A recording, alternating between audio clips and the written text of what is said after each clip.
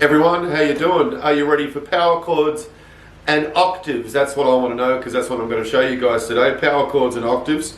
Both of those things, very important for sophisticated guitar playing, and they also require a muting technique here in the left hand, or, you know, as I keep saying, the chord playing hand, the right hand, if you're a left-handed person. So we're going to show you both those techniques. I'll just play some power chords here just to have a bit of fun. These are just random power chords. I'm not playing any tunes as such, but maybe by accident I'm playing some tunes. This is what power chords sound like. This is here with F5 power chord, C5, G5, G flat 5, or F sharp 5 of course, D5. I'm going to move it up onto higher strings now. I'll do an E5 here, G5, and you know, we can do power chords on the high strings as well, but they're not as commonly played as power chords that are down on the bottom two strings, which I'll call root 6 power chords, and also on the A and D strings, and I'm going to call them root 5 power chords. And the reason I call them that is because if your fingers are on the bottom two strings, then the root note of the power chord is going to be on the 6th string. So it's a root 6 power chord. Root 5 power chord, the root note is now located on the 5th string. We're playing the 5th and 4th strings for a root 5 power chord, and so on up the string. So I want to just discuss a little bit of theory. Power chords all have the number 5 in them, and that's because a power chord is a very simple harmony or simple chord consisting of just the root note and the 5th of whatever particular pitch, whatever particular chord you're playing. This is F5, for example.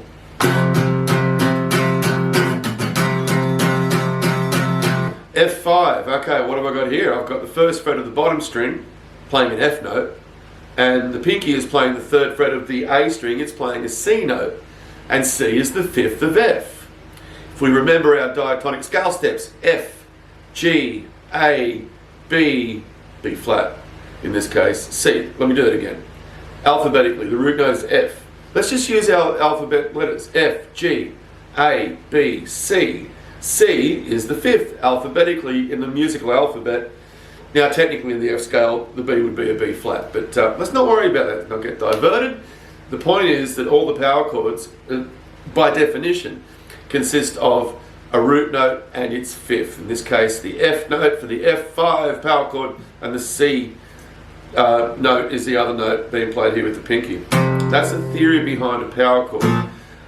The chord or harmony produced is called a perfect 5th, and it is one of the simplest harmonic bonds that you can produce. The simplest harmonic bond arguably is the octave, which we'll get to in a minute.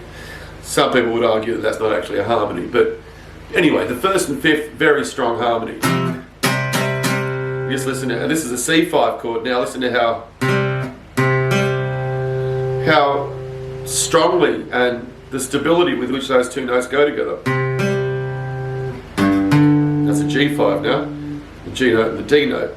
G, A, B, C, D. G5 power chord.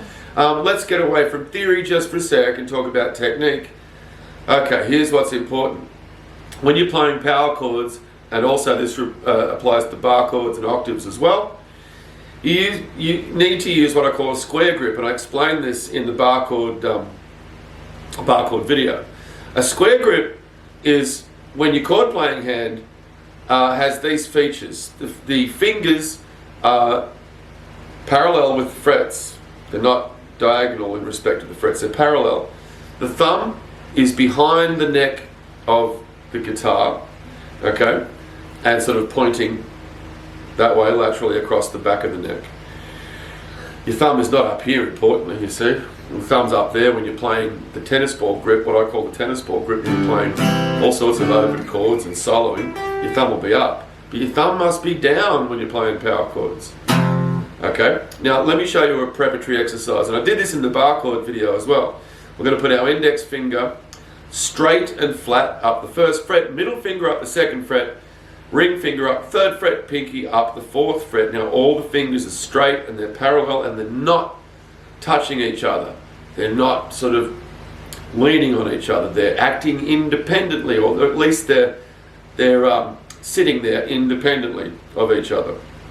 That's a good exercise because you're going to get the sensation in the wrist that you need to feel to know what it's like to play power chords, bar chords, and octaves. That's a good preparatory exercise. Here's what I want you to do. We'll do an F5 power chord for our first power chord. Now I want you to put your index finger all the way up the 1st fret. It's got to be straight and parallel with the fret. And have it just very lightly touch all the strings.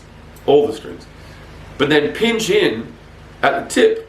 So the result of that should be that, let's just go back a step. If you just gently press all the strings, you'll get a 6-string mute.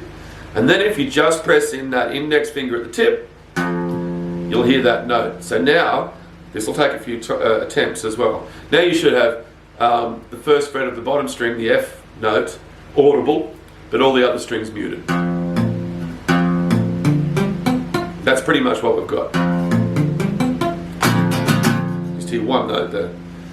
Now, if you can do that successfully, what you're going to try and do then is place either the ring finger or the pinky. I tend to use the pinky, and have that play the 3rd fret of the A string, which is a C note, without really moving the index finger at all from its previous position. So now you should have the 1st fret of the bottom string, 3rd fret of the 3rd fret, of the A string, the 5th string. You hear both those notes, but just muted sounds on the top 4 strings. That is an F5 power chord.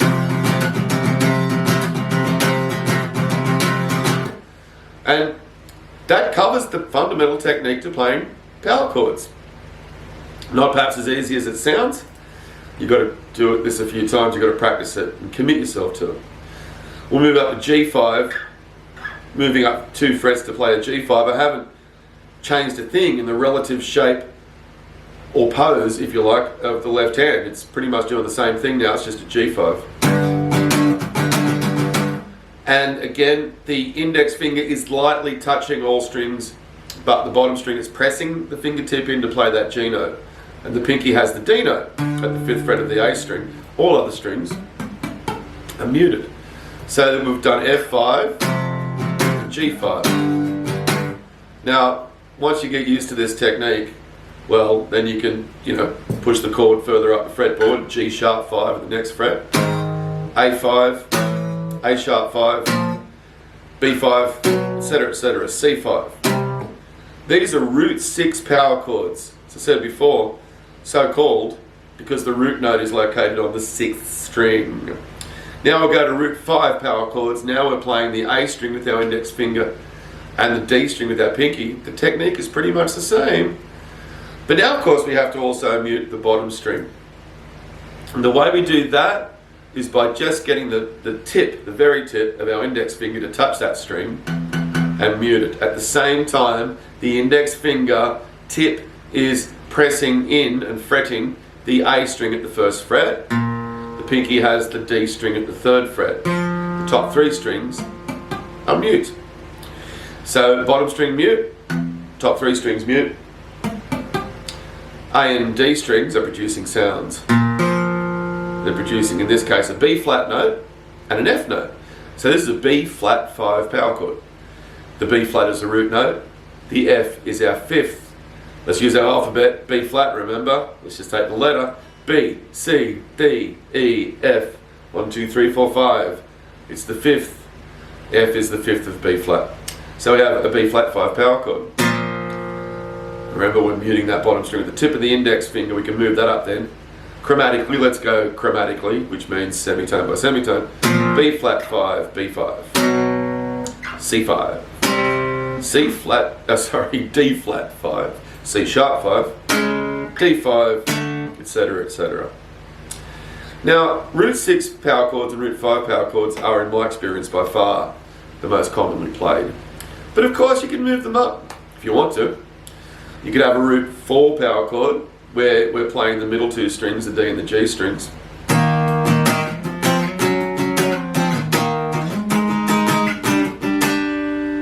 And what we've done here is, again, the index finger is now, okay, muting the top 3 strings and pressing in on the 4th string to produce an E flat note.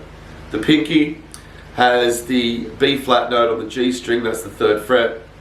The tip of the index finger is muting the A string, and I've got my middle finger coming over here and touching that bottom string.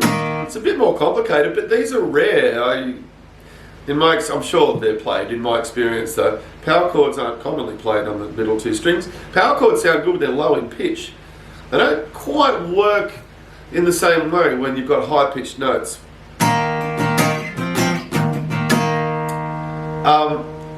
Look, for those who are curious, you could do a root 3 power chord. Let's go, say, I don't know, the 3rd fret of the G string, playing our root note here, which is a B flat. You then, if you really want to do this, you then have to put the pinky on the 6th fret of the B string to produce its 5th, okay? High sounding power chord. To produce that. Not commonly done, but there it is. And of course, if you want to do the top 2 strings, well,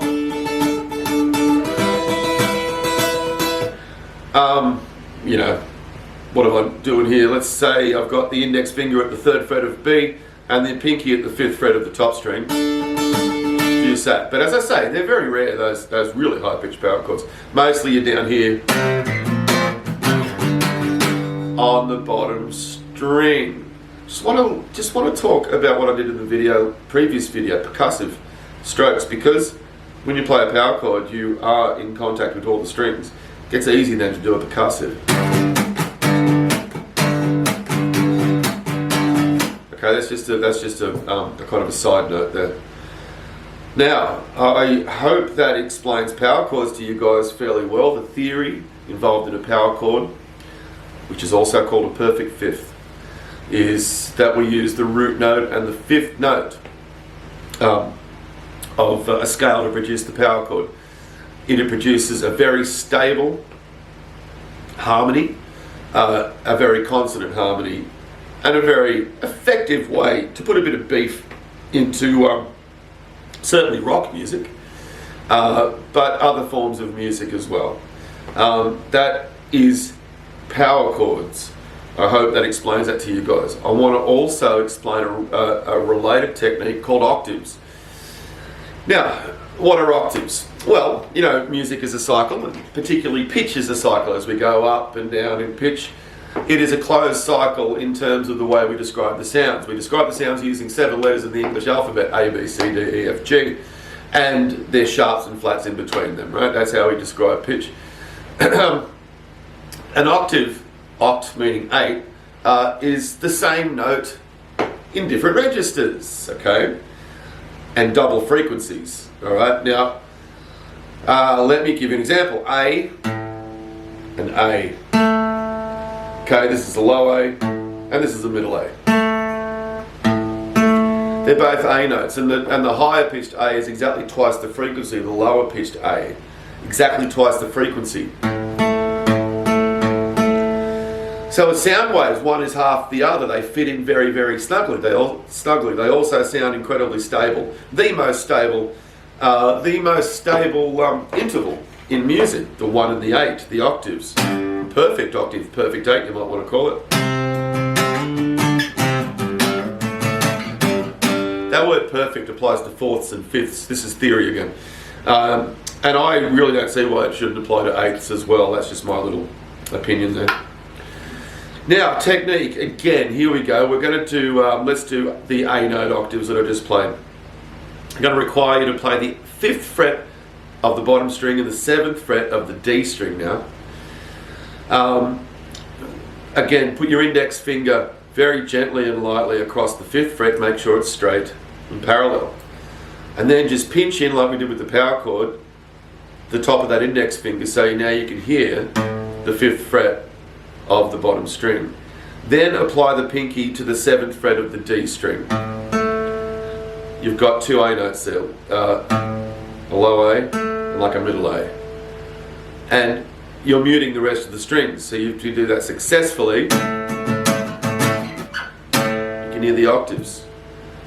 Now I'm just going to slide the old fingers back here by 2 frets, so now the index finger tip is fretting the 3rd fret of the bottom string, the pinky is fretting the 5th fret of the D string. We get the G octaves, we're hearing the low G and the middle G, we're hearing nothing else apart from some clicks.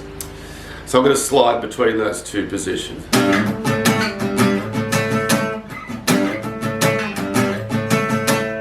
Okay, I guess you could call them root 6 octaves because the low root note, they're both the same note, okay, but the lower pitched note is on the bottom string, the 6th string, so I'll call them root 6 octaves.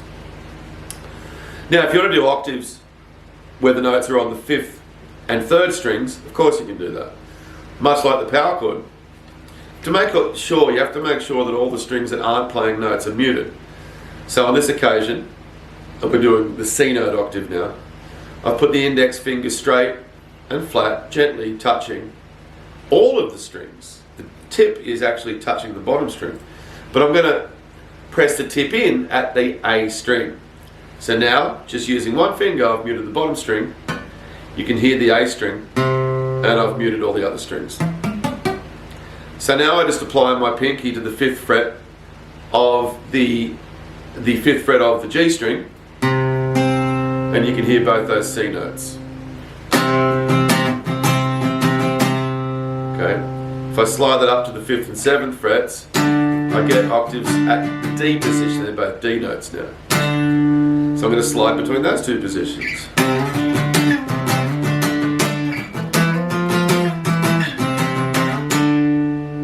Just like that. So that's how you play octaves. And of course octaves, unlike power chords, do often go up to the higher strings. Right, let's do some G octaves, but now we're going to use a middle G and a high G. So what I'm doing now is getting the index finger gently, lightly, and straight and parallel to play the top 4 strings, to mute the top 4 strings I should say. Press it in at the tip and thereby play the 5th fret of the D string, which is a G note. So now I've got the G note that you can hear and the top 3 strings muted. Then I'm going to put my pinky on the 8th fret of the B string. And now, with the tip of the index finger muting the A string, I'm going to bring the middle finger over and just slightly touch that bottom E string. Yes, it's quite involved. But there's my octave. Now I'm going to move that around. Back 2 frets. And up again.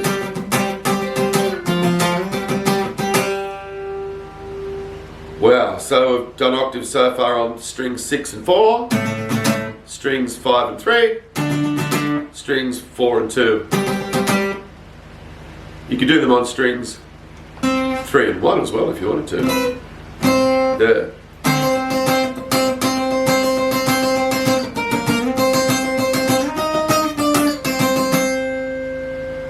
Now, there you go. Muting is so important in all these techniques. Very important. There's one last thing I want to mention. You might have noticed that when we do power chords on the 6th and 5th string, or the 4th and 3rd strings, 5th and 4th strings, or the 3rd and 4th strings, they all have the same shape. But once we put our power chord position up onto the G and B strings, all of a sudden there's 2 frets between the 2 fingers that we're using here. 3 frets apart, the fingers.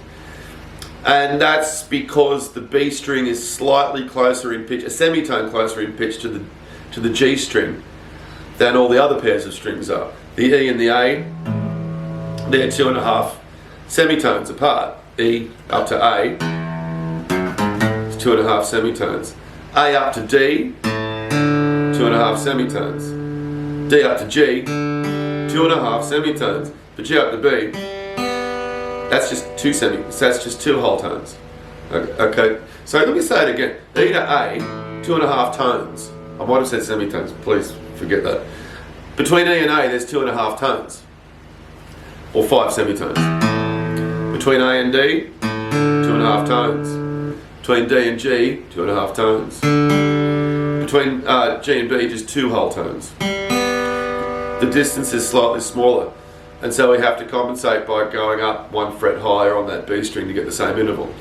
So that explains why power chords have that particular shape when they're played on those strings, which is, by the way, what I said before, very rare.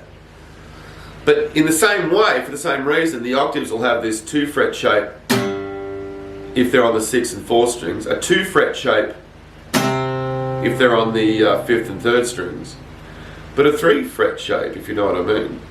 The 2 fingers are 3 frets apart. If you have your fingers on the 4th and 2nd strings. Like that. Okay.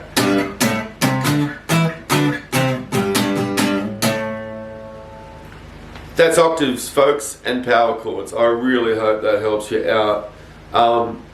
And I hope that you go away with your guitar and practice that, okay? That is video, what is it? Video number 4 in the second series of technique videos on my website, shakyking.com.